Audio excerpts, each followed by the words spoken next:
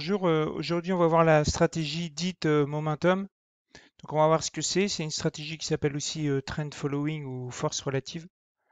Donc, on va regarder s'il existe des études académiques sur ce sujet, comment déterminer les titres qui sont concernés et quels sont les résultats avec une surperformance ou pas que l'on peut attendre de cette stratégie.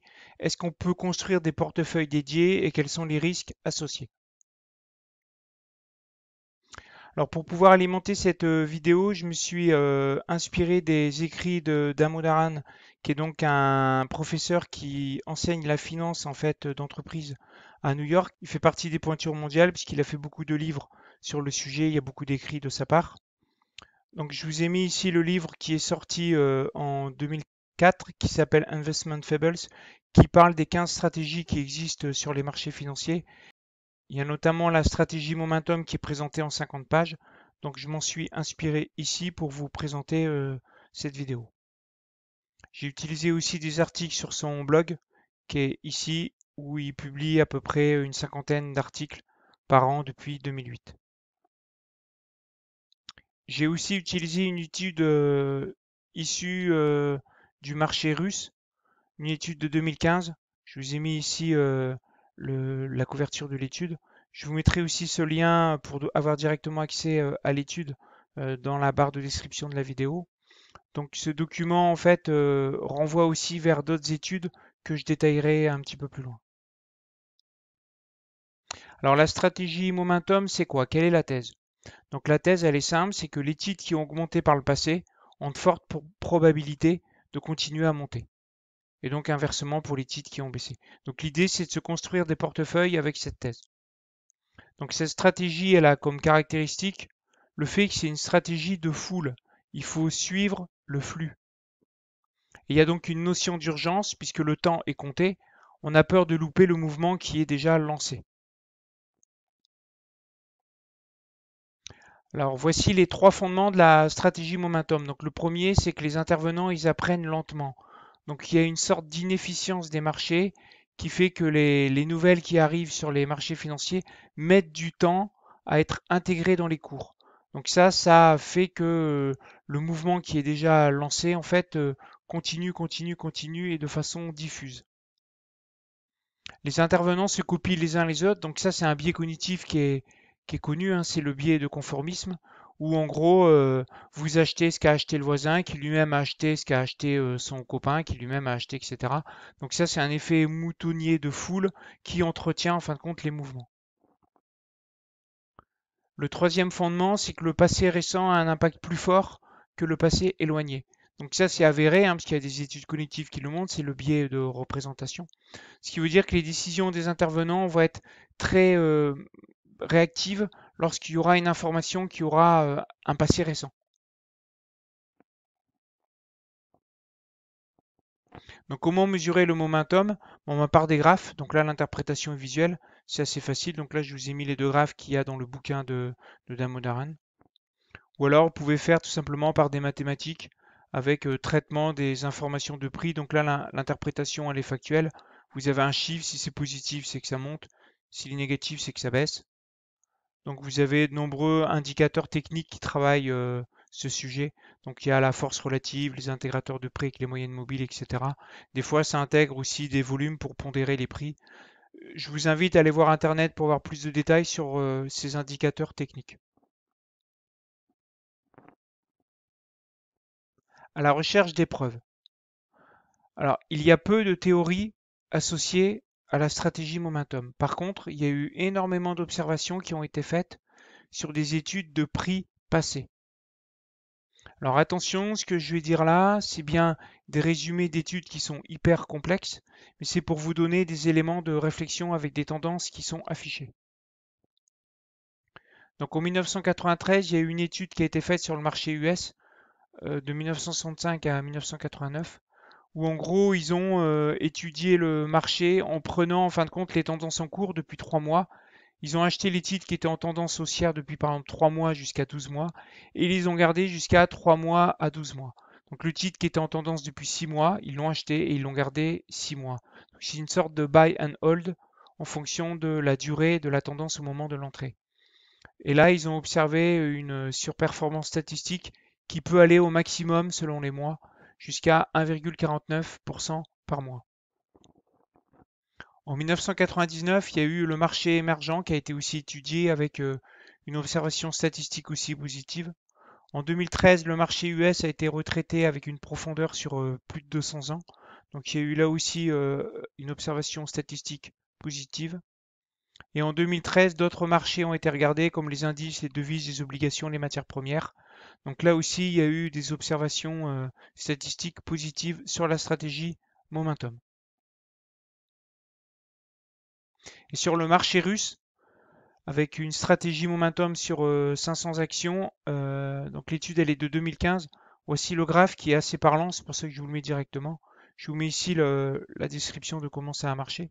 Donc en gros, le marché il était haussier, donc le marché il est en bleu. Donc ça c'est l'indice.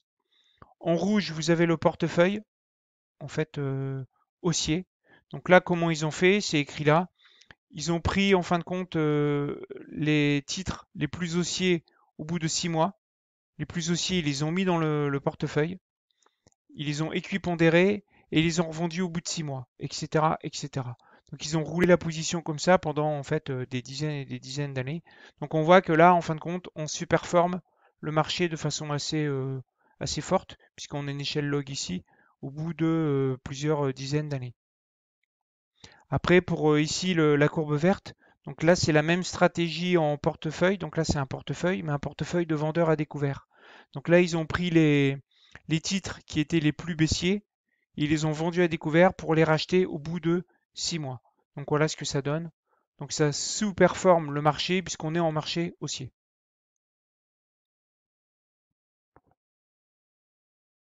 Donc en moyenne, sur toutes ces études, ce qu'on remarque, c'est sur les prix passés, les titres qui ont des tendances en cours depuis environ 6 mois, ils ont tendance à garder cette tendance à horizon 6 mois aussi. Par contre, si on agrandit cette fenêtre temporelle et qu'on se dit, tiens, je vais garder les tendances qui sont déjà présentes depuis 1 an, 2 ans, 3 ans, et je vais garder mes titres 1 an, 2 ans, 3 ans, etc., on voit que au bout de plusieurs années, et notamment au bout de 5 ans, là, ça s'écroule complètement, et au bout de 5 ans, en fait, la surperformance, elle est nulle et elle est même négative. Donc ça veut dire que dans la stratégie momentum, en fait, il ne faut pas garder longtemps les titres en portefeuille. Donc autrement dit, statistiquement, des titres qui étaient haussiers depuis 5 ans ont plus tendance à baisser sur les 5 années qui suivent. Alors aux USA, ils n'ont pas fait que des recherches sur les prix passés, ils ont regardé aussi l'impact des informations qui ont été publiées, comme les résultats, les splits, les divisions nominales ou les dividendes. Donc en moyenne, les études montrent qu'il existe une réaction sur des annonces s'il y a un effet de surprise. Donc la réaction elle perdure sur quelques jours seulement. Donc là, on est plutôt sur l'intégration des news surprenantes sur quelques jours et pas sur quelques mois. La réaction est d'autant plus forte sur les actions qui sont value que croissantes.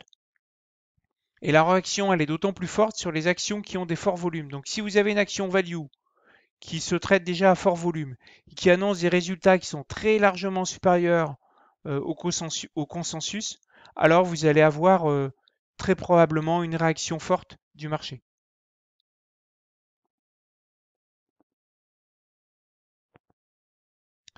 Alors par rapport à ces portefeuilles haussiers qu'on peut être fait sur les USA en momentum, on a déjà vu qu'en Russie il y avait une surperformance. Donc aux USA, est-ce qu'il y en a une? Donc la réponse c'est oui aussi. Il y a une statistique qui est avérée, mais par contre il y a une forte dépendance de l'horizon du temps. Comme je vous l'ai dit, si on s'étend sur plusieurs mois, ça marche encore. À horizon 1 an, 2 ans, 3 ans, là ça commence à ne plus marcher. Il y a aussi une observation qui est hyper importante, c'est que la volatilité de votre portefeuille qui est ainsi construit sera 2 fois plus forte que le marché. Et la valorisation aussi sera beaucoup plus forte que le marché. Donc si vous avez un marché qui a un PER moyen de 16, si vous prenez un portefeuille momentum des plus haussiers, vous allez avoir des PER moyens qui seront plutôt autour de 40, voire 50, voire plus. Donc les limites de cette stratégie haussière momentum, elle est bien liée au rapport au temps, avec cette notion de timing, puisque on sait que la surperformance, elle est liée à l'horizon de temps. Une fois que vous avez pris position, vous savez que vous allez devoir déboucler la position à horizon quelques mois. Puisqu'à horizon 5 ans, c'est que ça ne fonctionne pas. Donc non seulement il y a urgence pour prendre la position pour pas avoir peur de louper le train, mais il y a aussi une certaine pression temporelle pour vendre. Il y a aussi, quand on rentre, cette notion de bulle. Est-ce que vous entrez pas dans un mouvement qui est en train d'être en bulle? Dans ce cas-là, vous allez être dans les derniers à rentrer, et vous savez que les retours de bâton sur les bulles sont plutôt violents. Et la notion sur le timing, c'est qu'en vente, vu qu'on sait que la volatilité va être plus forte, comment faites-vous pour supporter de plus fortes variations de prix, de cours? Comment vous allez les gérer? Est-ce que vous allez mettre des stops? Est-ce que vous allez faire tout simplement du buy and hold sur 3 mois, 4 mois, 5 mois, 6 mois, comme il y a eu sur des portefeuilles comme celui qui a été fait en Russie? On sait que le timing, il est très difficile à avoir précisément en bourse. Donc pour construire son portefeuille, Damodaran, il propose deux types de portefeuille. Le premier, c'est faire du suivi de tendance sur quelques mois, ou alors faire un deuxième portefeuille qui sera sur les effets de news, qui sera que sur quelques jours. Et voici ses conseils. Donc pour le suivi de tendance sur quelques mois, il propose d'adresser ça à des investisseurs qui sont court terme actifs, puisque la nécessité sera sur un suivi pointu avec un timing qui sera dimensionnant de la perf. Pour pouvoir diminuer votre risque, il faudrait exclure de votre portefeuille les titres les plus volatiles et ceux qui ont des ratios fondamentaux qui sont très élevés. Ainsi, vous risquez d'avoir un moindre retour de bâton violent. Et pour la stratégie sur les effets d'annonce, donc qui est plutôt pour les investisseurs très court terme, qui sont donc très actifs puisqu'on est sur des horizons de quelques jours. Donc il faut avoir des sources d'informations qui soient réactives et donc précises. Sélectionner les informations très surprenantes, très décalées du consensus. Sélectionner des actions à fort volume, si possible value. Puis faire un suivi pointu, là aussi, mais il faudra surtout que vous-même, vous ayez une bonne capacité d'analyse, qui doit être rapide. Alors en conclusion, sur l'approche momentum. Donc cette approche, elle présente bien une observation statistique positive de surperformance par rapport au marché. Par contre, la mise en œuvre, elle est complexe à cause de, pour les portefeuilles momentum, quelques mois. La perf, elle est liée au timing d'entrée et de sortie. Or, on sait que le market timing, c'est hyper compliqué en bourse. Il y a même des très grands gérants qui disent que ça ne sert à rien d'en faire. La volatilité sera plus forte. Se pose alors la question de comment vous allez la gérer au sein de votre portefeuille. Il faudra suivre attentivement ces investissements parce que à un moment, on le sait, et pas dans 5 ans, le momentum, il va s'inverser. Donc il va falloir être présent pour le détecter et pour pouvoir prendre vos éventuels gains. Vu qu'on sait que la volatilité est plus forte, que les ratios fondamentaux sont plus élevés, il peut y avoir des retours de bâton qui soient assez violents. Donc on peut avoir une situation qui est, par exemple, vous avez un portefeuille qui a pris 40% en, par exemple, 4 mois, et vous vous retrouvez avec moins 10, moins 15, moins 20% en 2 jours, 3 jours. La question, c'est comment vous gérez cette situation. Donc ça, c'est compliqué. La mise en œuvre, là, elle va être compliquée.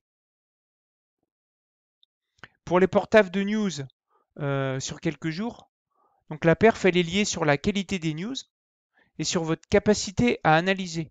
Donc il va falloir que vous soyez assez rapide dans votre analyse, puis assez pertinent pour pouvoir interpréter un petit peu avant tout le monde ou en même temps que tout le monde comment le marché va se comporter quand la news va être diffusée dans les marchés. Donc là, moi, je donne mon avis où je mets plutôt un warning, en fait, parce que cette approche qui est sur le principe assez simple, si vous faites du momentum haussier, vous achetez des titres qui sont déjà en hausse. En fin de compte, cet aspect qui est très facile est tout de suite disponible. En fait, cette stratégie, méfiez-vous, c'est un trompe-l'œil, parce que derrière, ça fait appel à des compétences sur votre gestion de la volatilité, parce qu'on sait que ça va être beaucoup plus volatile que le marché. Il va falloir que vous ayez un bon timing sur pas rentrer quand c'est des bulles et pas sortir trop tard non plus. Et il va falloir éventuellement que vous analysez les news si vous êtes dans le cas numéro 2 des portefeuilles de news. Donc ça, c'est très très loin d'être facile. Donc les débutants qui font du momentum facile, méfiez-vous parce que derrière, il y a la gestion qui, elle, est énormément compliquée. Bon voilà, j'ai fini avec cette vidéo. J'espère que vous avez pu avoir du contenu qui peut différer un peu de ce que vous pouvez avoir sur l'approche Momentum. N'hésitez pas à partager la vidéo, n'hésitez pas à mettre vos commentaires, vos avis, vos questions. J'essaierai d'y répondre dans les plus brefs délais. Sur ce, je vous dis à bientôt pour une prochaine vidéo. Ciao!